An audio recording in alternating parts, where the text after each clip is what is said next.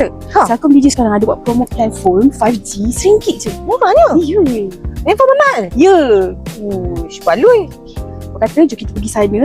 Celcom Digi Kelebang baru buka. Jap kita search dulu. Lah dekat je. Jom. Hi Miss, welcome to Celcom Digi Kelebang Ipoh. Kami nak tahu pasal package plan phone yang RM1 tu. Betul ke RM1?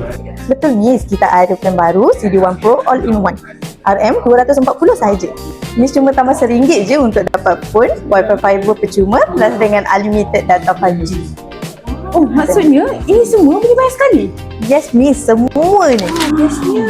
Kalau korang tak suka bayar bil banyak-banyak, setiap bulan ini mungkin plan yang korang cari. Ini dia CD1 Pro, hanya RM240 sahaja. Satu plan untuk mobile dan wifi rumah. Semuanya satu bil je, senang nak settlekan. Dengan RM240 ni, korang boleh dapatkan wifi fiber 500 Mbps percuma dan unlimited mobile untuk kegunaan harian.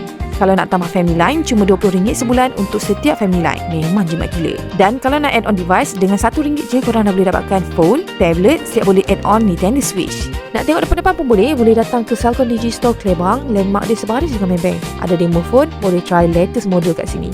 Datang je, diorang boleh explainkan plan mana yang paling sesuai untuk korang. Check kelayakan, boleh redeem 5G phone for free.